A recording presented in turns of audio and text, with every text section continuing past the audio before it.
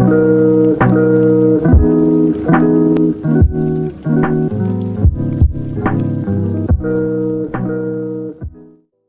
guys, how's it going? RedMaster here, and welcome back to the channel where today we're bringing you guys another great upload. Of course, it's more sequel content, more cards and castles too, which I know you guys have been eager to kind of find out more of. And while we don't have a release date set yet, I am assured that we'll hopefully be receiving word on that. But in the meantime, more gameplay for you guys to take a look at here. And this is going to be a lot of gameplay as we did this sort of live over on the community Discord here. We had a sort of tester v development team showcase event where both teams brought some decks to the table, and we kind of had a best of 5 series, which was pretty fun. A lot of people came out, supported that, and kind of got an eye on what's to come. And they wanted me to kind of re-upload that over on my platform as well. So in case you did miss that Discord stream, you'll still be able to catch up and figure out all of the new cards that were showcased, all the new strategies that were shown off and played. You'll be able to take a look at that inside of this video. Before we get started though, I do want to kind of note that the video recording was kind of all over the place, a lot of things happening at one time, it being sort of a live Discord presentation, if you will. We had streams going, people jumping back and forth in the Discord, so you'll hear that audio. I tried to clean it up, but you know, it is just going to be what it is if, you know, some slip by. But with that being said, I do hope you guys enjoy the gameplay. I know everyone's excited to get their hands on it. Some of you maybe more than others, and I get that. Not everyone's a big fan of the, you know, what's to come. But I do implore you, you know, check out the video, stick around, see what, you know, is to come. And, you know, I always recommend to people, if they don't like it, that's fine, but I think you should definitely give it a try, whether that's in the early release or when the game fully releases at some point later in the line. So, yeah, without further ado, folks, I know you want to see the gameplay, so let's go ahead and jump into it. Match number 1 of the showcase, starting now. Screen, because now we'll get the recording. Oh, boy. Okay, now we're good. Nothing's happened yet. Well, I had to make They're sure I in caught the Mulligan. mulligan, yeah. They're also probably explaining to the people who are in the other channel what things do and what the game plan is here, whereas we're just going at it like it's, you know, regular game time. By the way, I am grabbing all audio for this. Oh, yeah, I think your audio's on. I mute myself when I'm not speaking, because otherwise... No, like your game audio. No, it's fine. I have my game audio on too. It's not gonna matter. Okay.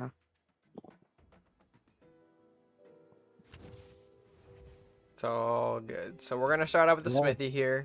That seems fine. Get that bad boy going because we're in a night focus deck here. We want to get the global buff man to establish some stronger knights once they come out, obviously. Things like the white knight in our hand, John Viev for later down the line. It should be good. What is he on now? Is crazy. Okay, he's on the flame entity, so not a whole lot I could tell from that right now, because we actually haven't used a lot of flame entity in our decks. So I'm not quite sure. It's an aggro staple for sure, especially in those structure-focused ones, since one drop into turn 2 structures is super good. Right. It's also a really good sacrifice target. Oh, because of the last will, yeah. And so we're going to end up responding with the priest here. The priest, a mage in his own right, but also great for some additional healing and some great synergy, especially with this deck that DA is piloting, and hopefully we'll get to show that off here as we get further down the line. Oh, there it is. That's the reason why the priest is so good here. Dragon Knight. We'll get into that after DA makes his play, though, since I don't want to distract him from that. But yeah, the Dragon Knight, a great way to manipulate healing in your favor. Sort of like the, hey, every time I'm going to get a little bit of health, I get a little bit of an attack bonus, too. And so with things like Lifesteal, with things like the Priest healing, other heal spells in the deck, we can make things a hell of a lot stronger than they need to be, or have any right to be. So hopefully we can get that Dragon Knight down soon, and just sort of overwhelm Vect here with potentially big knights. So we'll end up trading there. The lifesteal kind of actually nicely negating the damage, and we'll be able to use the Sermon from the Priest to max out the White Knight health. Even though, I mean, we didn't really use all that 14 healing. It's just nice to get that in there. Smithy. Okay, moving up one. We do have to also be careful with how we move things because, of course, we do have to remember that initiative passes back and forth throughout the game. So now that Death has moved up the Smithy, Odin can respond to it, quite effectively here by putting something right in front of it. And since he does have the priority to attack, we have a chance of losing that Smithy in the next turn. Although it looks like we're going to think of Dwarven Paladin here. We can conserve the 1 gold to use for the Smithy buff. Using Smithy's ability does actually cost resources, like a couple of additional cards in this game. So we do have to kind of keep in mind that if you want to use an ability of a card, be sure to check its cost. So that way you can properly reserve the resources needed for that ability. And so, yep, we're going to get the annoying Horseman Fear down the line here. That is going to push everything back constantly. Meaning that we're going to end up pushing these knights out of range from attacking the horsemen, which again, quite annoying, but hopefully we can set ourselves up for maybe a pass back of initiative to kind of shut down the horsemen if we have the ability to.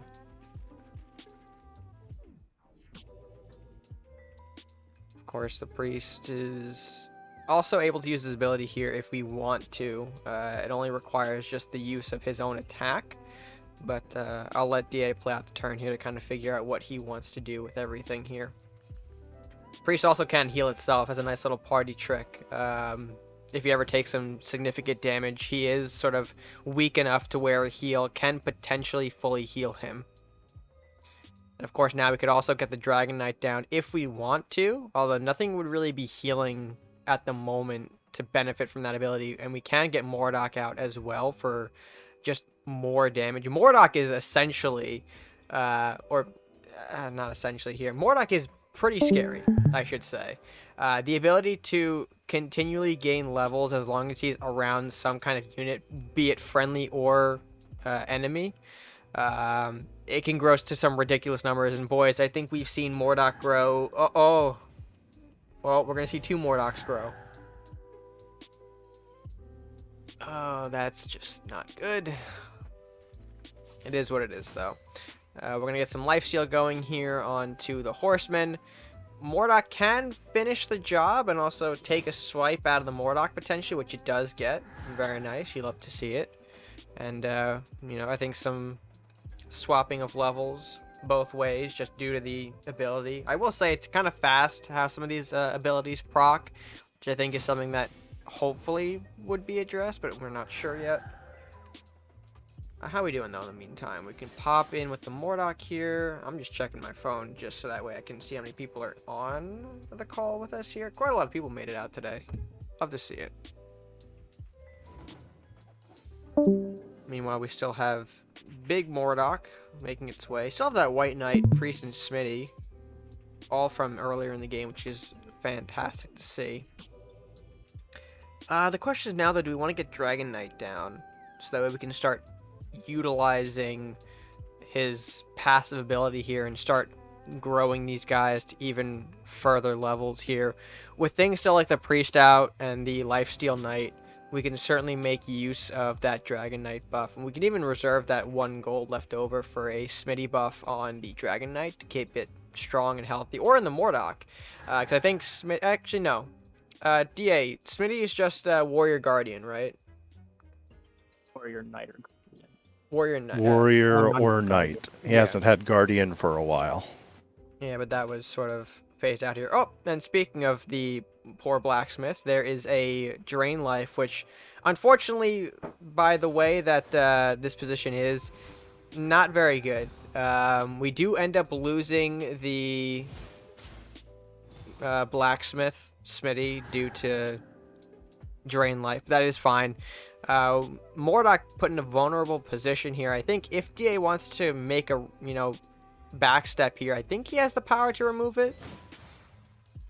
Yeah, I think he does, actually. We can run the Mordok back. We can flank from behind to get some more damage in. And I think the damage might kill it on the back end. Or actually, no, we have the action. We have the Dragonite action because there was nothing else that Vect could do here. So this is lovely here. We'll get the Sun Steel Cleric down. This guy, for those of you who remember the old Aura days, the old heal Aura days, Cleric is essentially getting that ability back, but I think slightly toned down, at least in this environment. A little bit different because, again, obviously the bigger numbers here, but still sort of that, you know, every turn, every combat phase, you'll get a bit of a healing Aura. Oh, hello, Rakanoth. Oh, no. Okay, so this poses a new problem because that is a big dragon, and big dragon hit very hard. Yikes. I mean, our Mortdok does have enough strength to potentially rival it, but still, it's not going to feel good having to, I think, put in a lot of the Mortdok into the Rakanoth here. And we do have to be careful of how we position things because that explosive ability has quite a kick to it. It's essentially similar to how explosive worked in, I think, C1. But of course, this one packs more damage because it's equal, I think, to pretty much the attacking power of the Rakanoth. So it's going to explosive hit you for, I think, its base damage. Actually, right there. Yeah, half. Dealt exposed for half damage nearby enemies. Tooltips are lovely things, folks. They're lovely things for my forgetful brain. And we're going to lose another Smitty here to I don't know what because I missed the card. Defective Flame Can. Actually, does that kill you?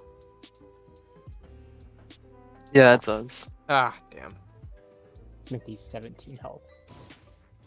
So just under. Rack is gonna blow himself up. At least that's the idea here. I think he shouldn't get close enough, though, to deal castle damage.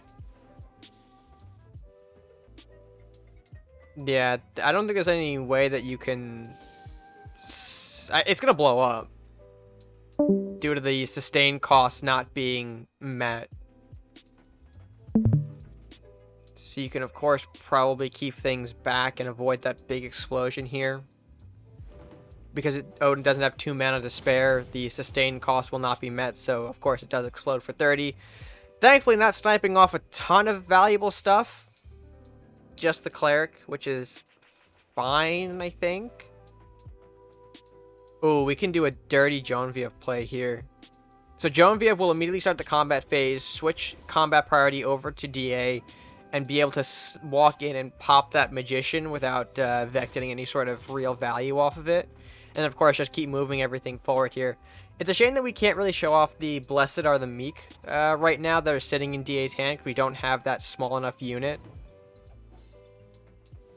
We can maybe draw it out with Hassan, though. Library, a neat little draw building that can continually draw you cards if you have the gold left over. And we might need it. There is a second Rakanoth hitting the board here. Mortdok not gonna be enough. We don't have enough resources. We're quite a ways away in the mana department from being able to summon a second Mortdok. So it's pretty likely that we'll either lose Dragon Knight or Joanviev here. It looks like we're gonna go for the Dragon Knight because I think that KOs. Oh, it doesn't KO the White Knight. We do have to be careful about how we play this. Because of course, if we just walk in the White Knight from the back there, or from the bottom there, we do trigger that explosion again, and that's going to deal a lot of damage to our own unit, so we're not going to want to do that. Instead, we're going to want to move forward here. And of course, there's the sustain again. Thankfully, not losing the Dragon Knight. Losing a lot more, but... I messed up there. I thought he had the mana. I didn't realize he was going to explode it. I think I could have moved White Knight out of its reach if I'd gone You down. could have moved Joanviev. Mistakes were made. It is what it is. I mean, there's just a lot happening in these games, so, you know, there are mistakes that can slip by every now and then. Pulling Harpies, which are new cards, exclusive new cards to C2 here. Full art and everything, you love to see it here. Neutral Flyers that can continually, I think, debuff things. Reduce nearby enemies' attack by 4. So for 1 gold, you can, of course, do a little 3x3 reduction and attack power to enemy units, so that's nice. Of course, the great thing about Harpy is it doesn't really have to fit in every deck, but it is a great target for Blessing of the Meek here, which I think we are going to get to finally show off here to make small units like this just incredibly more annoying to deal with if Vec doesn't have a response. He's going to Mana Burn, which is a thing, but we do have a second Meek, which we might be able to play and keep alive just because of the priority of how it works, but okay, looks like we're not going to. Oh, DA, second me keeps it alive. Did not mean to screech. Oops. Okay, so that's fine. I think we're still in a fine position. We can push our knights further in, but we do lose the Harpy and the Meek, so again, not something that we'd like to see, but it's something that Boy, happened. I am sloppy, of course, when we're trying to showcase stuff. I mean, you do have the Cleric, so maybe you can get a second Meek going, maybe? I don't know. The thing is, like, will he have more responses? I'm not sure. There is a Flame Prince coming down. We're going to throw out the second Harpy, second Cleric. Flame Prince is neat. It has some rune synergy, which we've been kind of seeing throughout this game on how the runes work. The spells themselves create runes, which, if depending on the type of spell that you're playing, it can be walked on, walked over, it can be stolen. We'll hopefully maybe be able to explain runes a bit better in later games. I don't know if anyone else is packing more rune-focused stuff, but those circles that we're seeing on the ground there, and I think we've explained this before, are just basically how we identify what runes are. So basically, whenever this Flame Prince steps on a rune, which we'll see right there, created by Blessing of the Meek, the Flame Prince will get a little bit stronger. Okay, and there's a Divert Magic right onto... Oh, dear God. Oh, right onto the Flame Prince. That's another combat trick for you, folks. The ability to yoink magic via moving the runes. Oh boy. Can we... I don't think... Can we... I think we can deal with this, thankfully, without it dealing a whole lot of damage to us. But certainly not good, considering that we are still down a ton of resources to, you know, Vex 6 cards in hand, which I don't know what he's packing for him to be holding 6 cards in hand. Yeah, we've got the cards on the board instead of in the hand. We've got the cards on the battlefield, you might say. Yes. Ah, boy. Thankfully, Vec does have to spend 2 gold to rebuild his mana tower if he wants to use them, and we just see he took quite a bit of resources to just get a little bit more mana into his pocket. Throwing out another Flame Prince, going with the school draw as well. Note the type of draw that it was. It was a gold draw, so didn't use his mana for it, but because he used that gold, that draw costs, I think, 1 gold more. Just by the way that school works. As opposed to the library draw, which essentially they do the same thing, but a school is cheaper to play. And of course, the Library of Hassan, while being a little bit more, will get you just straight draw without any sort of shenanigans. And of course, here we can now potentially remove the Flame Prince. Well, probably not until next turn. But we can, of course, Mana Burst with the remaining gold we have, just to, again, keep the resources healthy. We do have that second Mordock, mind you. We've been holding that for a while. We haven't been able to get the mana going to summon it. But now, with the position we're in, hopefully we might be able to. Dracula hits the board, folks. And yeah, this is a fun card. I think we've shown Dracula off in the Discord QA. I don't know if the full card was shown, but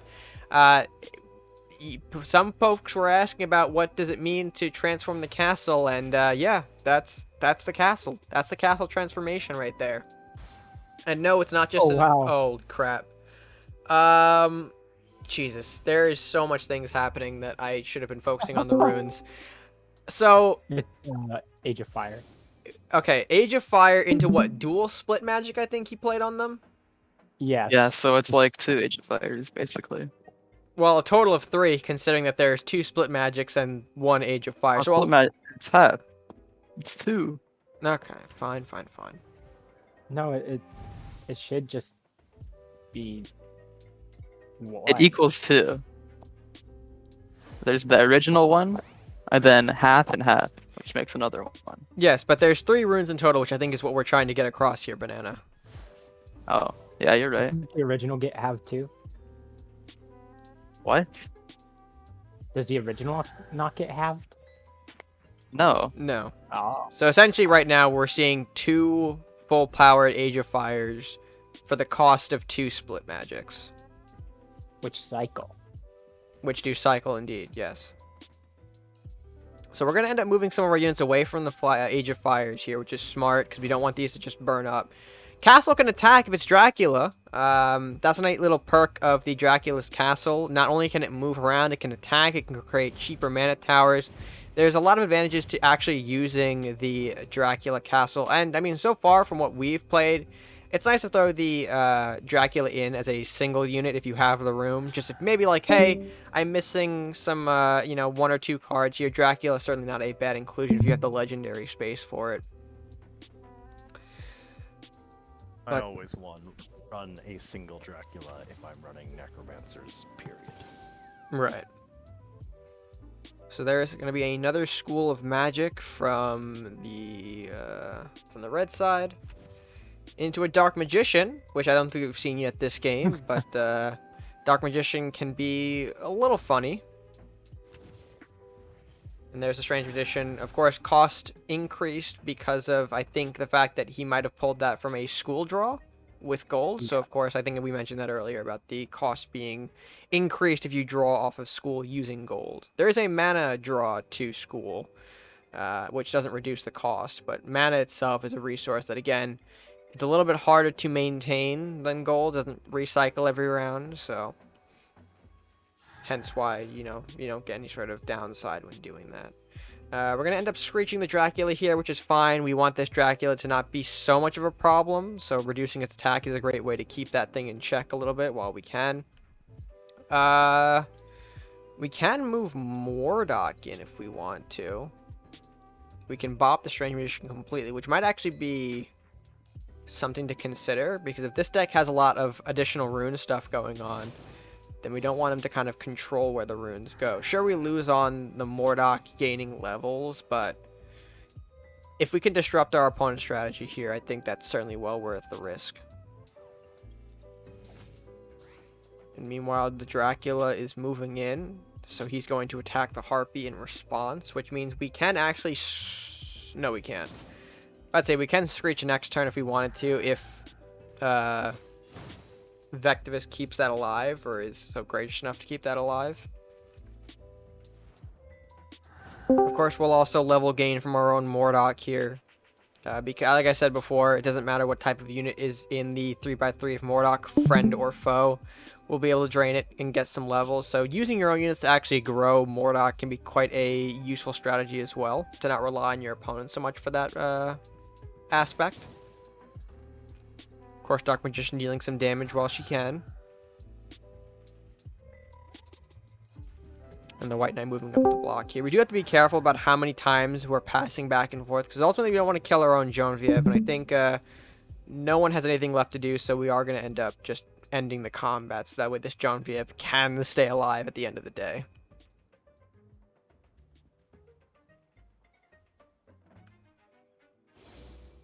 So another school draw from Vectivus, it looks like. He's I think fishing for. He is fishing for something. He's already used 2 Rakanauts. Is he packing the 3rd? Is the question.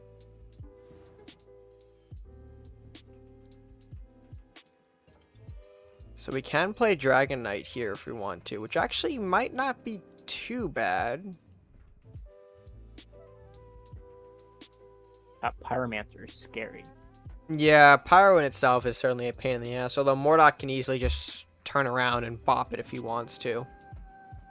Not before Vect can get some kind of use out of it, though. I think he does have the resource to use it, right? I think Pyro is a 1/1. 2 mana. Unless it was 2. changed, it's 2 I mana. think. Yeah. Well, okay. Yeah, 2 mana and his attack to pop his little explosive ability here.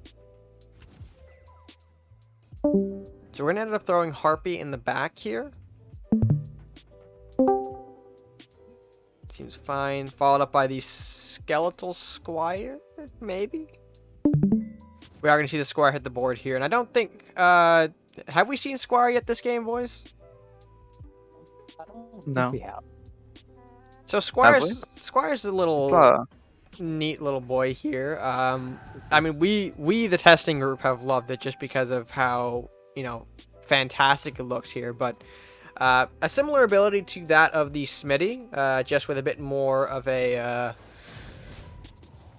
edge to it. You can only use it once, so you have to be very selective on which unit you want to give the Squire buff to before you use it. And here's where we can probably actually loop back around with the Mordok, bop the Pyromancer, deal a little bit more damage to the Dracula if we want to. Which we are going to take here, followed up with a potential... Okay, we are going to give the weapon over to the White Knight.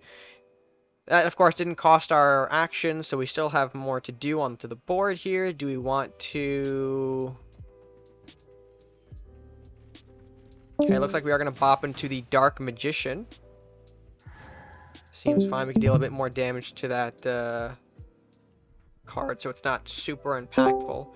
Realistically, we're only going to be working, I think, with the Dracula as the biggest threat on the board here, at least for now. We don't know what else is inside the hand here. Defective Flame Cannon, going to hit the White Knight. I don't know why, I think I gasped there for a minute. I think something got stuck in my throat. We are going to sacrifice our own Dark Magician for that. So Dracula now in range of hitting the castle. Quite scary. We can pull off another Screech here if we want to further reduce the Dracula attack power, which... How much have we reduced this thing down to? Like 3? Yeah, like in the single digits. So the Dracula... The attack of Dracula shouldn't be too menacing now. Hell, we could even pop it again next turn, so we do have the priority to do so. If we want, but... Certainly a very close back and forth here, although we're certainly in control of the board. We do have a fat Mordok. We still have the Genevieve. We've essentially neutered the Dracula to, you know, to nothingness. And we pull our own Dracula for turn, which thankfully, with the Mana Burst, we can actually play this turn. I'm about which to do my... Nah, I'm going to starve take a him for second 10 turn. gold. You want to just cut him off of the turn? All right, go for it. Yeah. For him. So another trick about Genevieve is that you can completely take away the summon phase of your opponent, as we see here, meaning that whatever is in Vex's hand that could be summoned this turn now has to wait until the next turn, and we jump straight into combat. So of course, any sort of combat tricks that we want to use, maybe with our priority, we can take, because again, we just have the priority to do so, and it's funny stuff. DA, do you think you want to close it out with the big Mordok? Is that the game plan moving forward? Probably. At least that's the hope. Oh, there's a Drain Life. This is slower comparatively, I think, to most games. Yeah. Which I think you will find throughout, like, certainly, just like in the first game where you have some games that are, you know, like, over in 10 turns, 12 turns, right? Compared to games that are over in, like, 20 turns, 25 turns, like, there is certainly, I think, a good mix of games that can go a little bit longer versus those that can end a little bit quicker. It's nothing that, like, you know, we're sitting here each game for 20 minutes to do so, although... I don't know, maybe with how much we're thinking about certain moves, especially like once you are comfortable in the environment for a certain amount of time, like then you start to put more thought into your decisions and get game states like this. Because we are going to go ahead and smack in here. Jeez. Level 21 Mordok, folks.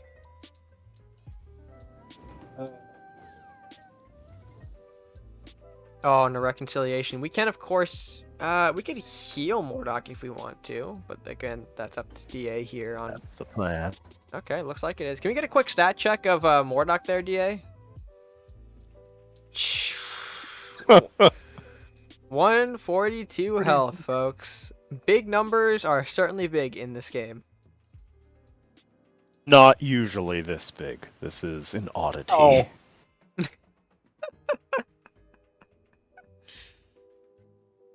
Oh boy.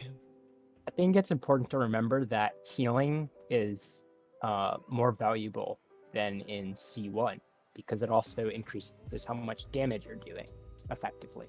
Right, you're kind of like wearing off your own fatigue a bit, right? Yeah. Which, I mean, compared to something like Dracula, Dracula's only going to produce, like, what?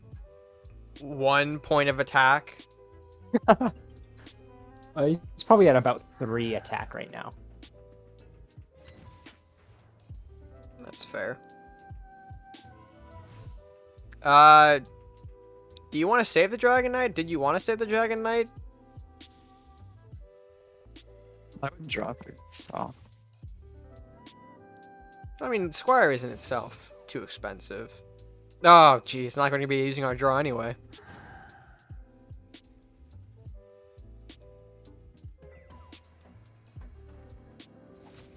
So it looks like No. Vex catching on to the Harpy strategy here. It's a race. I think we do have the advantage, though. Considering this Mordock is absolutely massive and we're getting a lot more bodies down to the board here. I don't think there's much that that Vex, can do. Why did he put his Acolyte there? What?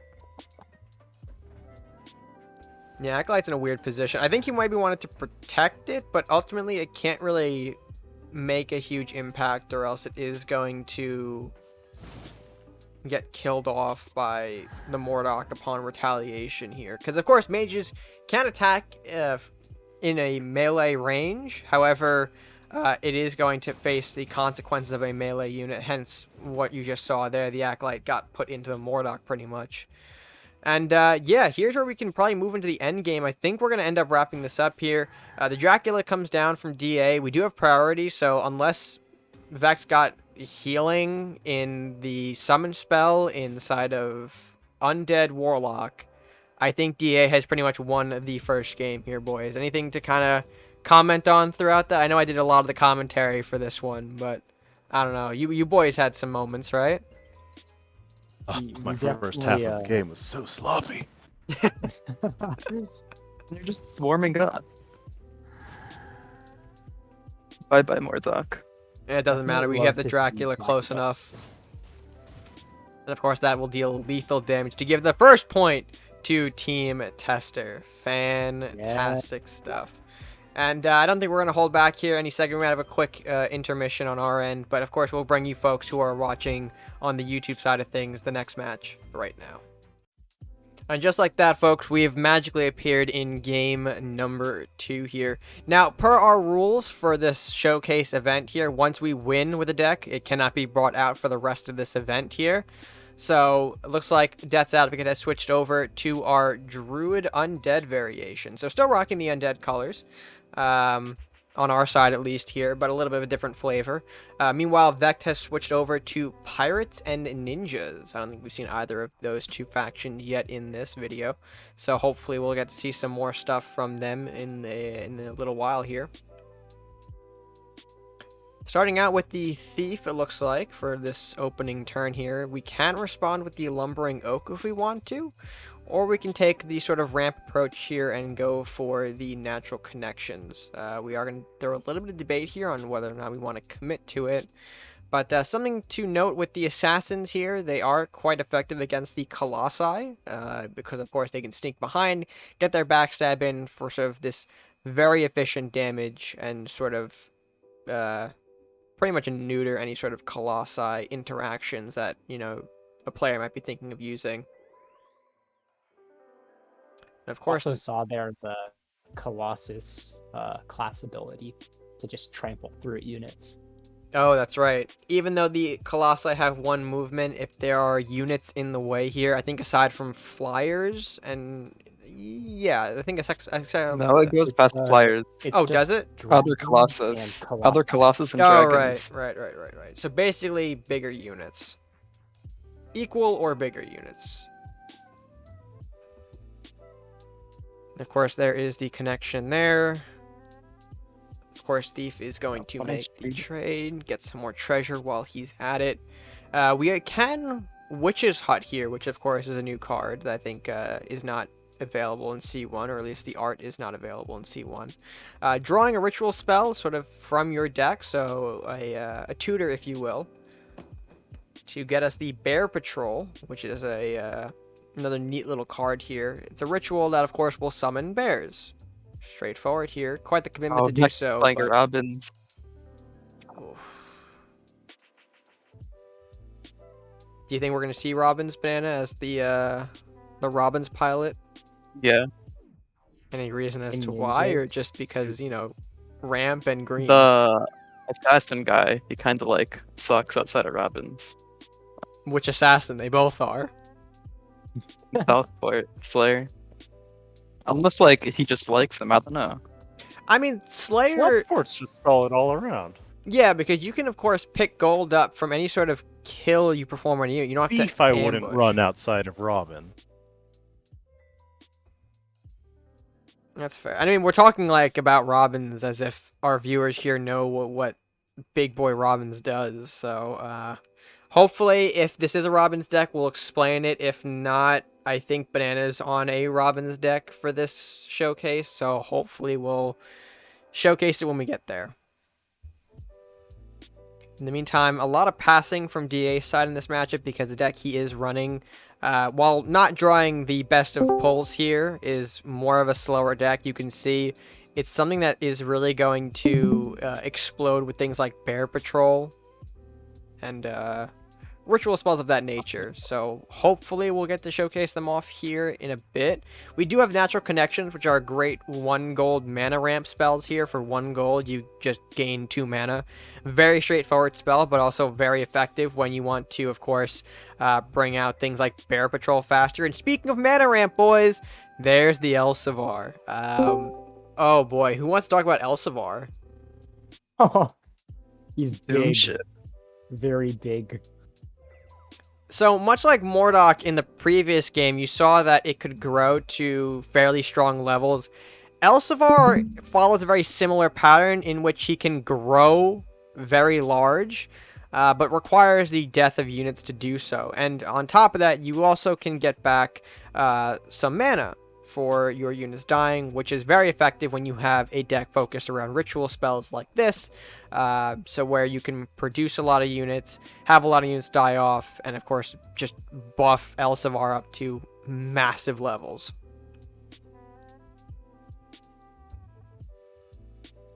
So in the meantime here, the Doom Ship is also quite formidable. Astra, you want to share? Yeah, I was gonna say we're gonna see Mordanoth as well here. DA just pulled it off his Dragon Temple. I think Mordanoth can connect the flyers, right? That's the thing about dragons. They can connect the flyers. Yep, they can melee flyers and are immune to those movement effects. So dragons are sort of these fantastic big bosses throughout all the factions here that can just really deliver this big, incredible amount of damage virtually on command here. We are going to see the Doom ships, though, make quick work of Elsevier. Unfortunate that 2 of them had to come out to wipe poor Elsevier off the field before he can grow and we can really make use of his ability here. But I think, and I don't know if we want to do this now, but I think Mordanoth is going to be a great addition. I think we are going to come with the Bear Patrol, though. Ooh, are we? It was pretty tough to get past that fleet of Doom ships. Ideally, I think he wants the Mordanoth when he has the priority to attack with it, so that way he can probably wipe off a Doom ship pretty quickly. I don't see... Yeah, this means he gets the unit and then he gets the initiative, so that Vectivus doesn't have time to shoot his units with the Doom ships. Nor are his units actually going to get affected by the Sea Witch ritual that came down because of the priority of rune spells. So whatever rune hops down first is ultimately going to be the rune that gets played first or activates first. So because Vect popped the Sea Witch, the Bear Patrol will actually be very unaffected by the level debuff that's going to hit the board here, which is going to be pretty effective when we have things like Owlbear and 2 bears pop out to hopefully provide some form of burst damage, or at least, you know, that's the idea. We want to push them in to get some more damage into the castle, maybe force the Doom ships to turn back the other way. A little bit of a stream delay here on my end, however. Okay, there we go, we caught back up. But now the issue with the Bear Patrol play is that we don't have enough to really bring out Mordenhoth this turn to be as effective as I think we need him to be. We're slightly off here. We can perform a Dark Bargain Wolf Pack here to preserve our mana and get another unit spell down, but again, up to him if he wants to. It looks like he has committed to it. Hopefully I'm not just like talking in his ear and making these plays for him, but you know, happy to be of assistance. The Doom ship is pretty devastating, so it's gotta. You have to do it really. It's really important not to let the Doom ship get to the castle. Yeah, DA, if we can quickly hover over the Doom ship to just illustrate why that is. It deals double damage to buildings, which includes our own castle. So, while Doom ship might not be as effective to clear out units, and he might be a little slow, he more than makes up for it in his ability to just absolutely punch out the castle towards the end of the game here when he comes out. So, hopefully we're not going to see Doom ship OTK, because that would mean another loss for the boys in the team testers. But actually our first loss here, not another. We won the first one after all. Yeah. You should have body blocked with the other one. He's gonna win.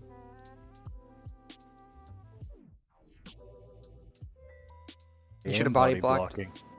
What do you mean? Flyer. Body blocked with my strongest unit. He can only That's a move one flyer. space. Oh wait, I thought it was 2. No, No. it has 2 range, Oh, but 1 2 movement. range. Okay, ignore me. It doesn't matter though, because it looks like we're gonna take out the owl bear before we can use its purge ability. So that way he My gosh. he does end up keeping this buff onto his Doom ship. Can you reach with the Northland's Hunter? Can we actually connect for a bit more damage on the Doom ship? We can. Which is good. We want to make sure that the Doom ship is damaged so it's not dealing, again, as much damage to our castle. Although I think double Doom ship in itself is going to be a huge pain in the ass. We can summon Mordenhoth this turn if we want to. Think. Yeah, because this Doom ship's about to get to face. Yeah. But the problem is if we throw out Mordenhoth... That wolf summon, I was expecting to be able to drop something where that wolf plopped itself. Now I'm in a bit of trouble. I can afford a little castle damage, but has not been my cleanest of plays today. And speaking of hitters here, Robins is going to make an appearance here. And this is what we were talking about with the treasure. I don't know if we can just hover over the Robins again to demonstrate why we were mentioning it. For each treasure he has, he can attack again. So things like the Southport Slayer and the Thief, as long as those keep providing treasure into your arsenal, Robins will keep getting more and more attacks. As well as, if he's closer to his target, whatever he's shooting, he'll also gain some additional attack, which is, you know, very effective when he's right on top of castle. So we'll see if he comes in and does some more damage. Thankfully, Vec doesn't have any sort of treasure gainers at the moment on the board here. He does have some gold gain, but again, that's different from treasure gain. Because being able to ramp into gold and having the treasure for next turn are actually 2 different things in this case. We are going to establish the Mordenhoth this turn here. We're not going to be able to connect into a Doom ship physically, but we can use Mordenhoth's sacrifice ability here to deal some more damage to these units, which I think is what you want to get out of this play, right, DA? Mostly I don't want my Mordenhoth to get sniped off before he can move in. This way, if he moves forward to take that big chunk out of my castle with this one, then I can just go murder it. Oof. Odd. 68 damage, folks, is nothing to laugh at. I'm laughing. God damn it. We can pop You them can one-shot him Mordenhoth if you eat it. freeze. If you consume the wolf there in the middle before you attack the Mordenhoth, you should get a freeze off, which would weaken the Doom ship. And then you could, of course, connect to it and bop it with the Mordenhoth. While also, of Also course, reducing for damage. yeah. Now the Robins should also be dealing less damage. You might actually be able to kill off the Robins this turn. Uh-oh. That's fine. We still have 3 more targets. Oh, well, it'll get Robins will get another attack, but I think you should be able to kill it by that point, right? Depends on what he shoots here. Oh, he wants castle damage. Greedy boy. The bear should be more than enough to bop it with the overpowering effect. And then we can... yeah, take some more damage with the hunter here. The Doom Ship, I think, that one already attacked, so it can't do a whole lot. I think the reason why it's passing... oh, can it attack? You already used it, right? Oh, he already Or, no, attacked. Yeah, attacked he with cleared a attack. wolf. It can still move. I Still think... has one. I think... No, no, I can't move. No, I think It attacked. the game is giving him the option to use the Bank of Southport in the back there. If he wants to, like, mana convert into gold. That's why it keeps giving him a turn. Ah, And of course, yeah, now it's going to go to round 10 because the game can see that Odin does not want to use his bank, so it's going to end up passing it back here.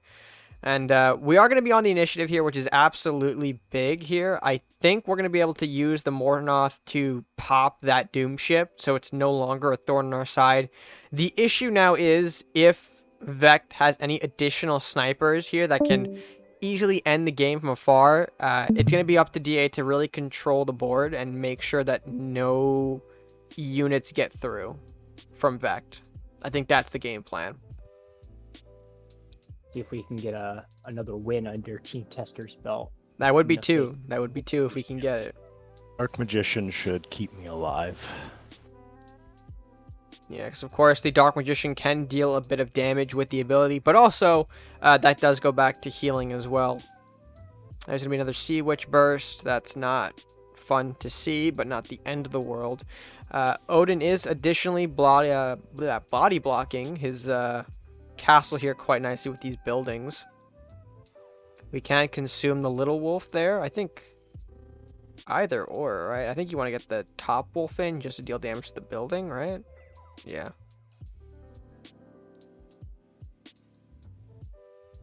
Siphon some life here. I think you can move the bear to kill off the Sea Witch and then just move Mordenhoth in, right? Just so that way that Vect isn't getting any sort of room to attack with these units. It gives you kind of complete board control in the rest of the matchup here. Of course, we're going to be doing a little more fun stuff as well. Some healing spirits, some mana burst here. All good things that I think are just going to solidify the game.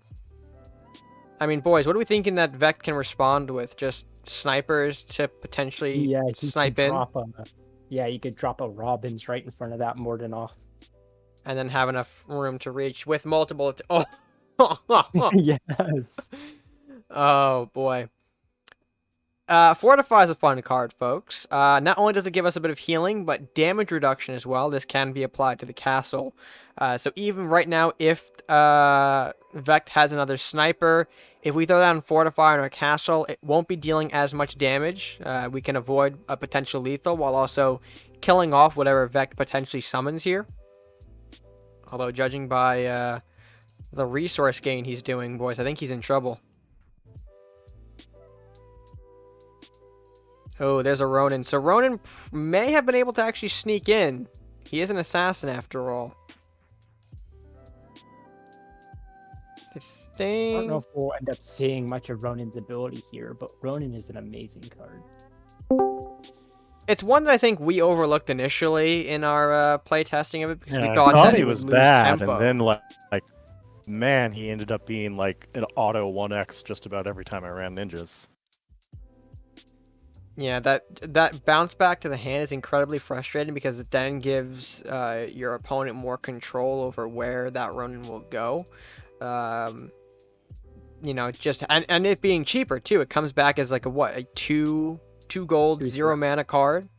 Incredible. Yeah. It comes back full health, ready to do a full ambush again. and it gets you a unit you can use every turn. And additionally, it doesn't take any of your action points to use Ronin throughout your turn. So Right. So, of course, we're going to see more just sort of basic board control here from DA. The match looks to be pretty securely won, and there's the surrender from Vex. So that does give Team Tester another win in their books here, gentlemen. We love to see it, and oh man, I'm excited to get into these next games here, because DA no longer has to take the platform. I think it's up to us right now, boys. I'm scared. All right, sounds good. So, folks, let's go ahead and bring you directly into game number 3. Yep. All right, and I'm piloting game number 3, folks, with a, oh god, the rough hand. I want to get rid of the Maddie here. The question is, do I keep the Good. double baby into What do you Dino mean turn rough 2? hand? This is a really good hand. I guess so. I guess we're gonna do it. Is God! double Velociraptor's turn 2. Yeah, I think that's the play. We have to double Veloso turn 2. Dinosaur evolution is pretty crazy. Yeah, show them what dinosaur evolution does. There's a stream. Yeah. Alright, boys, let's go ahead and get the baby dino going. I'm thinking I'm just going to run this into face here. There's nothing he could do to stop this. Yeah. Oh, his ability costs 1 now. Yeah, which is fine. I don't mind that. But here's why. I mean, Dino Evolution, boys, is certainly nothing to laugh at anymore. Not only can I pop a baby like this, I could pop Evolution, transform these into Velociraptors, and put the Dino Evolution back into the deck. It shuffles back in, so you can, of course, use multiple dinos in a turn. Ah. Huh? I would go for either Minotaur or Face. Let's go Manitower, because I think they end up using these colors. I'm getting pinged in Dinosaur Discord. Evolution is one of the cards that's gone through so many changes in testing phase. Yeah, certainly true.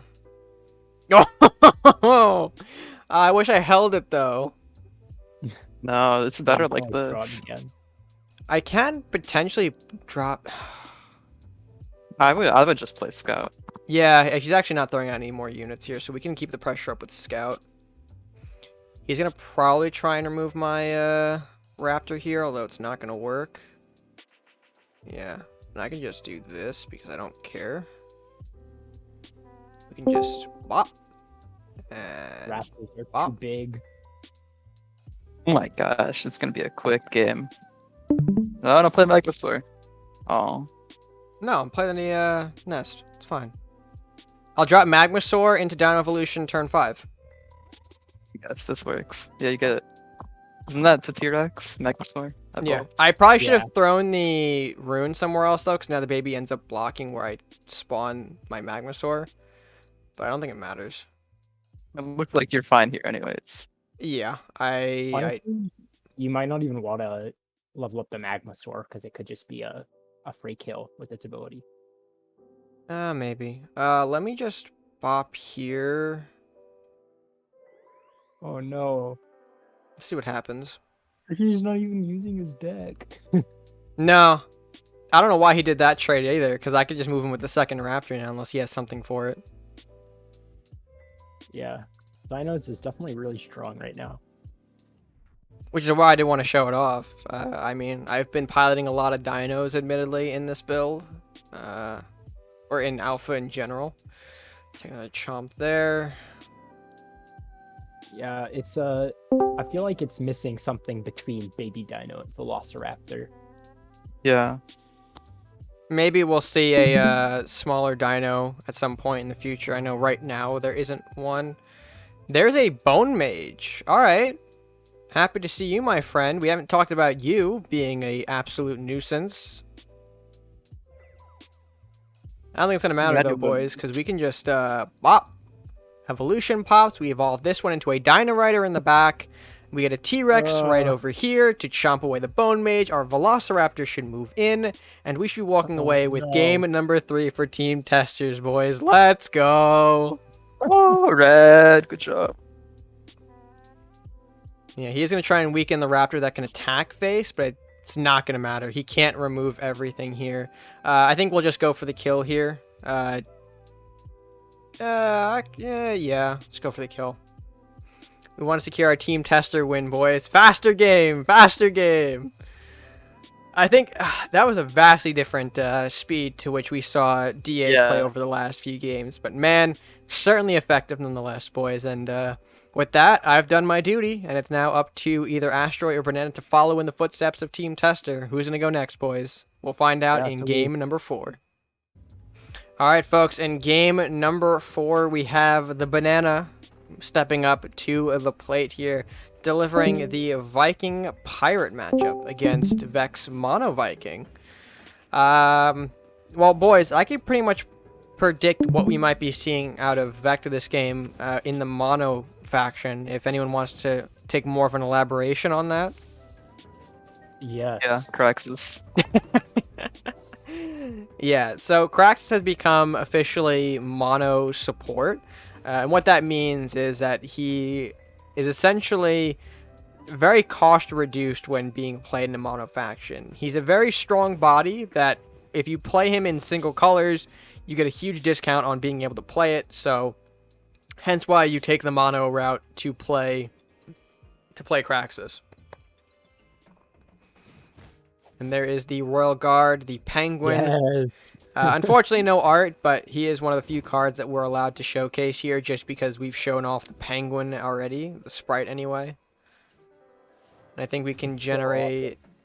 You want to go Winter Ward? I guess Winter Ward is fine because it can still generate the Blizzard. And that, of course, makes the Royal Guard a bit stronger. You love to see Is it. our first time seeing weather? No, I think we have showcased off a little bit here, but we're A lot of seeing... them. Oh boy. Yeah, these Oh do. wow. Because this is lightning effect seal +5. These are lightning effects. Yeah, so we're ending up losing a lot of our board just by zappy effects. You are on the crackback though, so you have Ice Weaver for turn. Oh, you have Wyvern Rider as well. Yeah, I think I Wyvern Rider here. Up to you. I assume you don't mind the Smith taking a bit more out of the castle. It's like 2 lightning damage work to on me. chain lightning? I don't remember. This is what?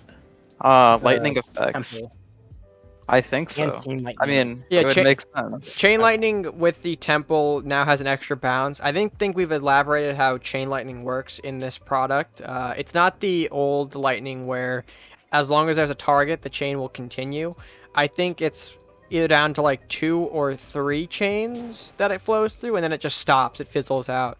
But with Temple, you establish another chain. You can continue to bounce for an extra target. And with more temples, those do end up stacking, so not only do you get more damage on your lightning, but you also get more bounces for your chain, more targets for your chain. So I think that's the idea there. Did you just throw Thirst for Battle? Yeah, Okay, it's gonna get sure. handy. First, it's Brynjolf time. You think it's Brynjolf time? I think it's Brynjolf time. So Brynjolf is the contrarian. Oh, Every unit in no. the game gets weaker the more damage they are. Brynjolf just says no, and he gets bigger. Right.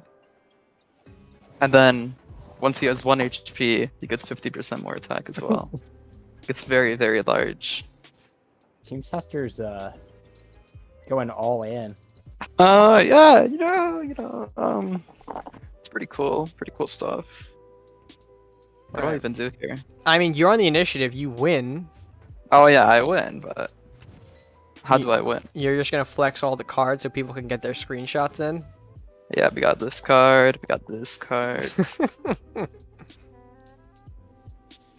Yeah, certainly a quicker matchup than the first two, but certainly emphasizes some points here. There's the Here big he is. Hey, we Craxus. do get to see Craxus. And Yeah, Craxus. you see how we were talking costs 5 mana less if your deck only uses that one faction, so essentially he becomes an 8/4. Further reduced by the fact that Vex played War Party earlier, which reduced his gold count by 2 as well. If Banana actually held Brynjolf, it would have been a great example about how War Party actually affects both players. And so Brynjolf would have been reduced to be a, what, 4/3? Or 3. Yeah. Yeah, 4/3.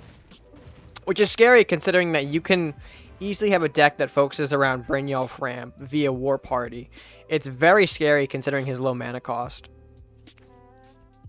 And of course, here we're seeing that review feature. Just if you want to look at the match a little bit further after, you end the game, you want to figure out what happened or how something worked out, or just the end board state, there's a nice little review feature there for you as well. But with that, we do move into our fifth and potentially final matchup here, as now Asteroid is going to take a step up to the plate and see if maybe he can solidify a clean sweep against Team Dev.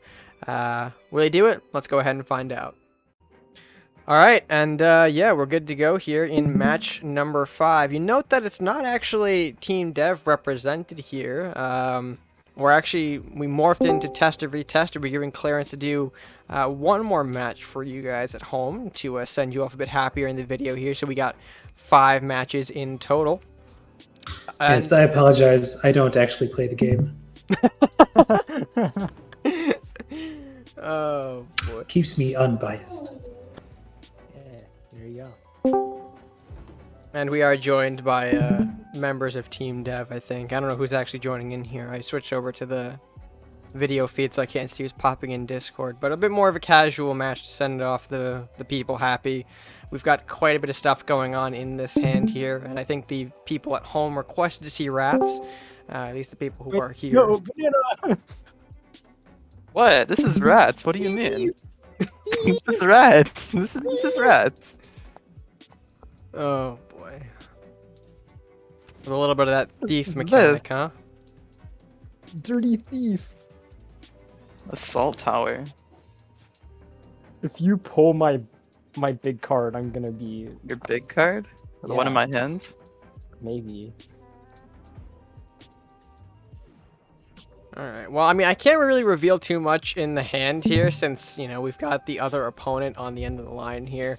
But I can pretty much try to comment on what I can here. So, the Den of Thieves being played now is a nice little trick in the Pirates to steal cards from opponents' decks here. Thankfully, the mechanic itself can't steal legendary cards, which is, quite useful, or a nice little benefit to it.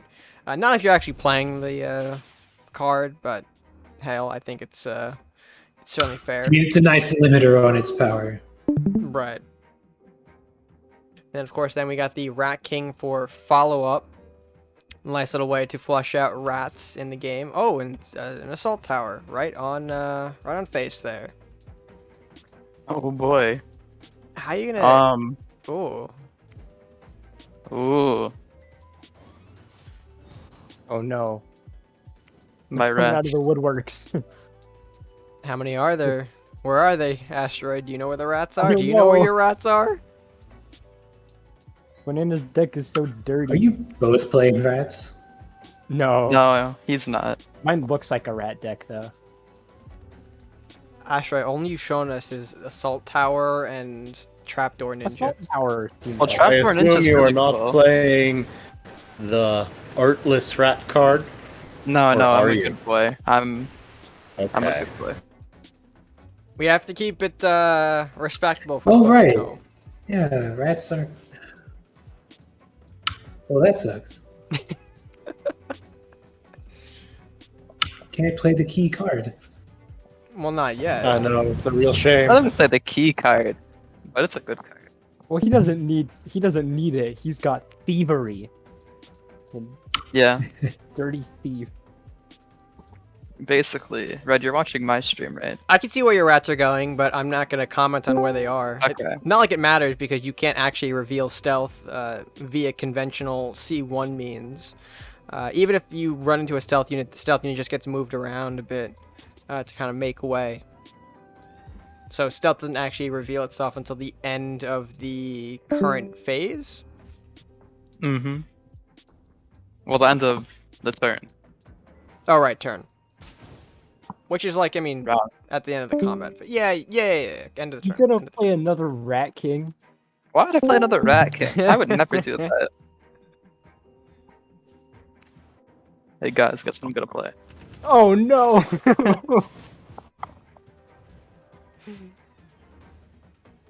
I can't make them stop. Nope. They're just gonna keep coming out of the woodwork. You can continue to beat on the Another castle. one? What is wrong with you? What do you mean? What's wrong with you? You have 6 rats on the board. Yeah, Do but I? he has like Hold on. no Seven castle rat. damage compared to what you put down on the board. Yeah, Asher. you're What do gonna you like mean? This is true. This kill is me. true. This is true. He's also a dirty thief, so Yeah, that's true. gotta keep him in check. Oh Go, no! Rats, go. Where are they coming from? No, it's not enough. No. Okay, you'll get the pass back. Yeah. And then are we gonna play that card, Banana? Oh, we're gonna play that card, alright. Oh, I meant the one at the front there for even more, but I mean that Oh, works too. this. Either card is fine, you know? We got lots of cards to play here.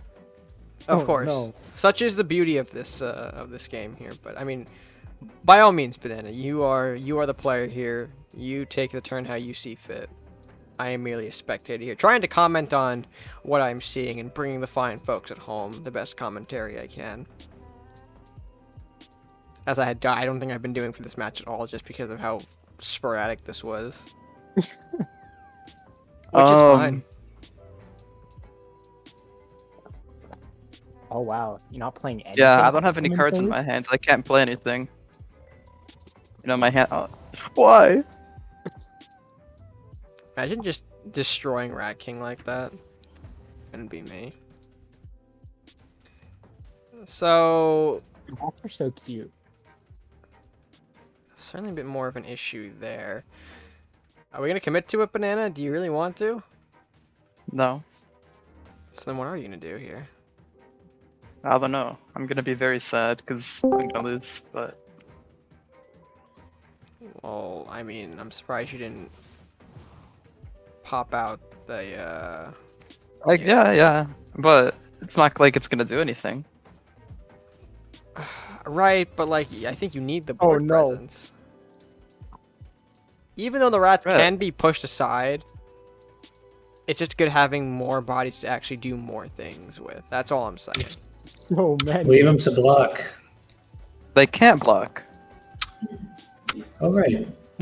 Well, Hey, then you made stealth this them. game, not me.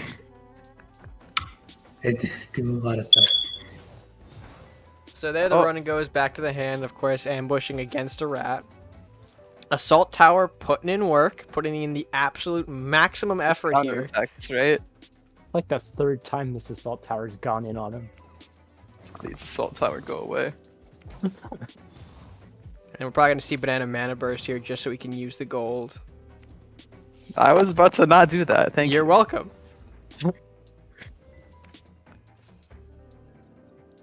That's okay.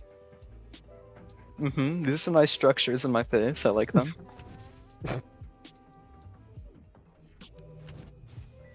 Now you have some options here, Banana, with that card you I just do pulled. have some options. I could do that card. This would be a nice card to play. Are you thinking of something better, or are you going to commit to it? I don't know. I mean, you could pull both of those too. I'm gonna play this card. Okay. You should play that card. That was a good choice. I like playing that card. It's very satisfying. I don't know what you stole, but Asher, you Not got sure something how though, I feel. right? You got something on return. I did. Something interesting.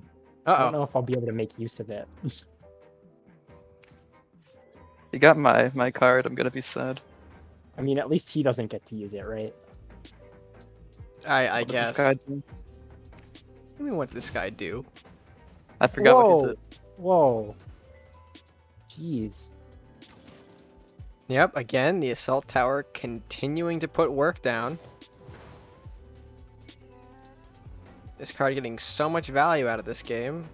It's a little bit of bad placement, just a tiny bit, but we're gonna make it. Of course, connecting against the library. I don't think Asteroid can use the draw, but that's fine.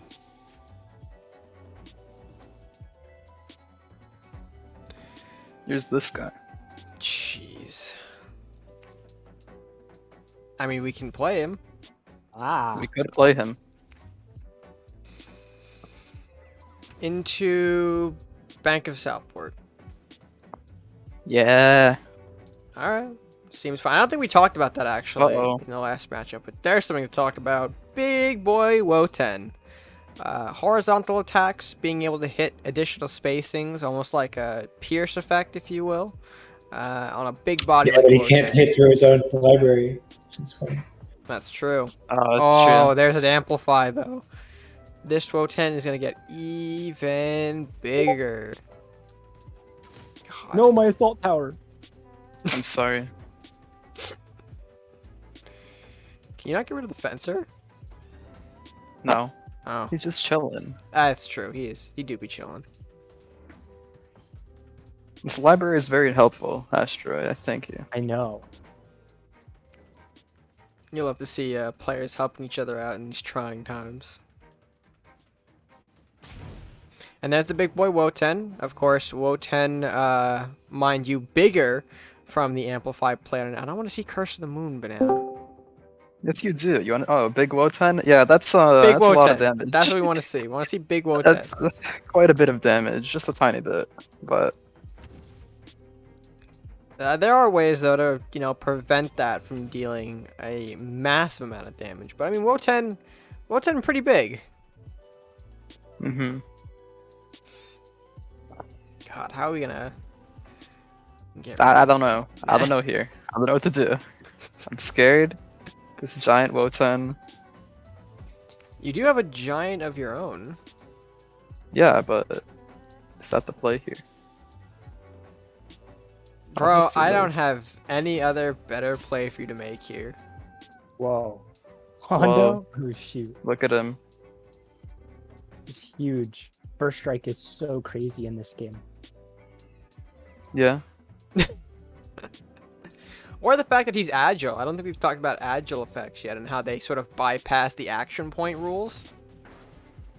In which, if I use Kondo, I can still use 2 remaining actions. Because the agile doesn't take up that action point, which I think is pretty important to note of. I think the same thing with the Sensei, right? Sensei sells the agile equipped to him?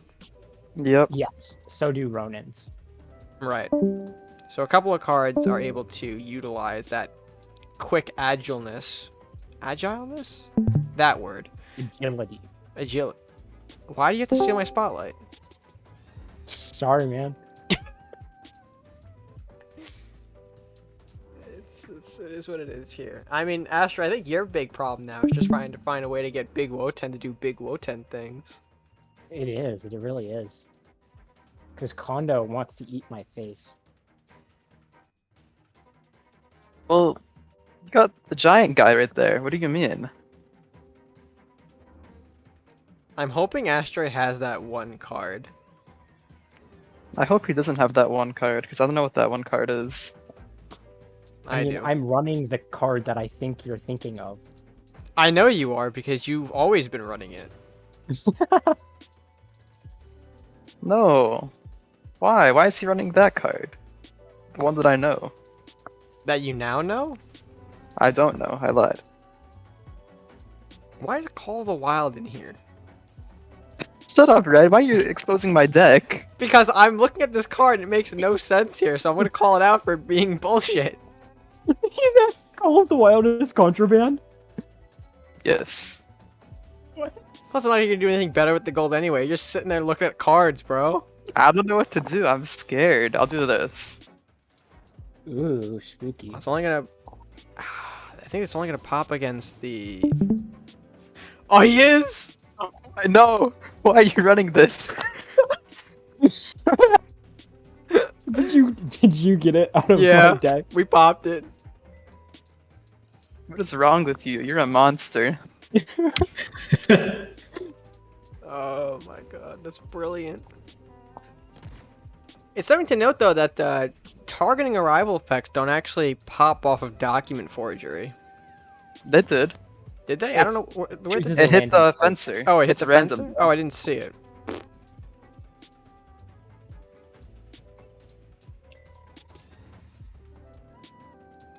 A lot of elements for sure here. And just in a very brutal stalemate. Stalemate? Standmate. I can speak English very well. How do you want to work this? wanna Banana? Do you want Do anything? I don't want to do anything. I'm scared. Look at him. End the combat, bro. in the combat? He says. Well, I could do this. This is cool. If you do anything, you won't be able to end the combat. Oh yeah? Oh, never mind. I guess Agile doesn't care. That's certainly true. You have some decisions to make, Banana. What is this hand we're working with? Yes, I made a bad deck. Which It's a are bad mine. thing. Four, five of which are mine. Maybe? No, not my demon hunter. Yeah, that's your demon hunter.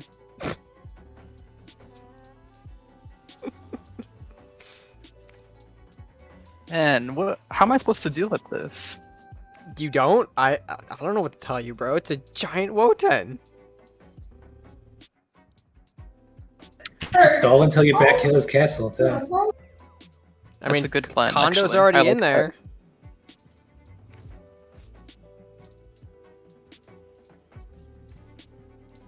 Jeez. Well, there's the Ronin, which we knew. Okay, 2 Ronins. Very cool. Thankfully, Banana is on the initiative here, so he'll be able to interact with this board first, which could actually be very useful for him. God.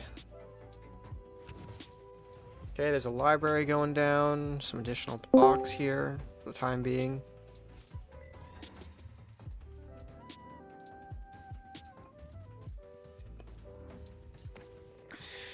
I'm trying to provide my commentary, but I just can't find the words. Kunai connecting to the Woten, so chipping that down a bit. A little less effective in his combat prowess, but honestly, Woten is way too massive for that to really make the impact that Banana really wants. He can connect to kill off one of these 2 Ronins in this turn.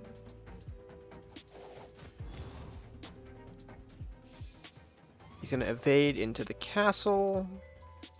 Seems fine, but now the Ronin has the ability to perform a backstab if he wants. I can't really speak on too much of what Banana can do here, because obviously... Dude, protect your condo. Yeah, that's a way. Then following up with another document forgery, so gonna pop the Con Artist again, gonna pop the Great White again, gonna pop the Demon Hunter that's hiding on board somewhere again. A lot of arrival effects being utilized there off the document forgery. No, don't move. No. Uh-oh. Okay. Slowly, he approaches.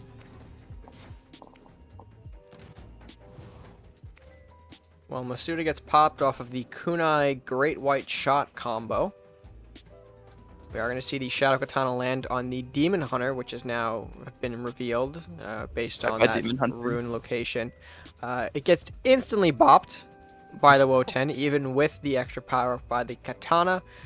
Not enough to bring down the Mighty Beast. And of course, it looks like we are going to body block with the Con Artist as well to end the combat here. Because now knowing a certain card in Asteroid's deck, we don't want to leave that spot open. Love to see it. I think Asteroid still has those 2 Ronins in hand from the bounce shenanigans that they were doing. If I remember correctly, that is. Which I'm pretty sure I do. Banana, updates on your game thoughts. How you feeling? Because I'm running out of commentary. He's big. He's coming to my castle. He will kill me. Thank you. However, Okay. Alright. I see what you're putting down. also someone's at my door, so You should refuse to let them in. Not me, I promise. Well, there's the Rat King from Asteroid side of things. Some more rats making an appearance. It feels like quite a while since we've seen rat. I forgot this started as a rat matchup on Banana's side. Did we just like forget that the rat started this game? Because I certainly did. I think unfortunately Banana went to answer the door here, so we're gonna take a quick intermission. We'll bring you guys back when the gameplay is live. All right, sure. What did he do? Well, he did it. You may want to check the history if you don't know what he did. Mm-hmm. Rat King. Yep, rats are on the board here, and that's why it's important to check the history feature, folks. If you step away from it, you can pick up on things like Rat King that you're not gonna know existed otherwise. Hey, you. Please don't kill my castle.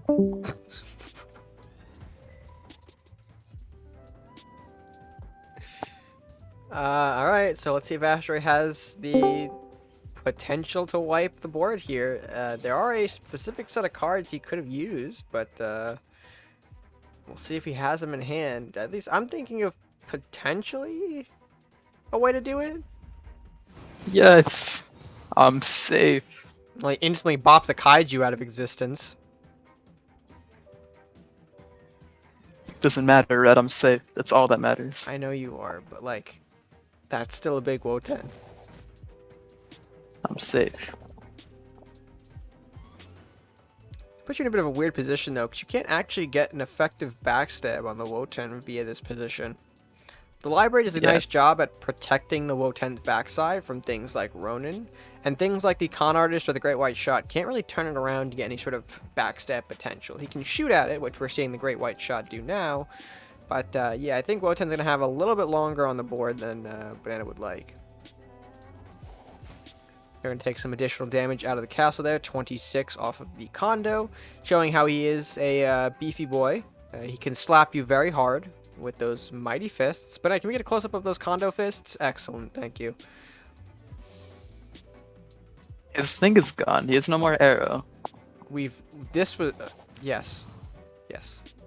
We even Yes. talk about that? I don't think we talked about that yet. Because I don't think we saw I mean, condo all barely day. talk about it. Yeah, look, he's bald now. Well, guys, we just know that in the established canon of this universe, Shoten and Kondo are two different people. Yeah. That's how you have to think Maybe of it. he, like, turns into Shoten somehow. I don't know. That's a thought. We are going to bop the Mana Tower, which is fine. Asteroid does have quite a few cards in his hand, so maybe that Mana Reliance is something that we should cut off. And then a pass back, it looks like. So now Banana back on the initiative here. Quick time check of how long this game has lasted. Oh, right, I restarted the recording. A while, let's just say that. Whoopsies. Into a second Kaiju. Oh my god, no! I think they should be able to pop the Woten in combination with what else is on the board here. So now Asteroid in a bit of trouble. His main win con is gone, but he does have quite the extensive damage on Banana's Castle. If he can somehow find a way to deal that extra bit of damage, that'd be very beneficial to his cause.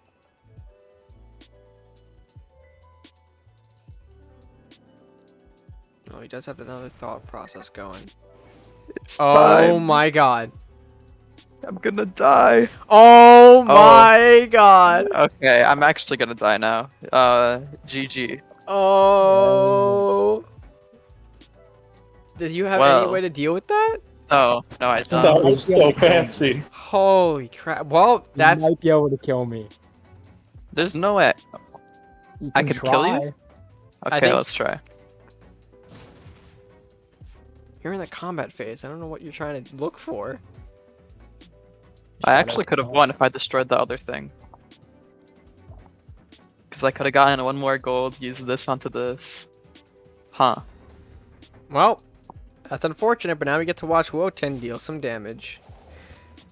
Unfortunately, not enough here. Oh, we do Oh have... wait, those are both agile. Oh. Well, it's not like you're going to be able to kill Yeah. off the Woten. Still. No. Your great white shot's too far, and it's not even enough with him. Oh, please. Woten and baby Woten, get the job done.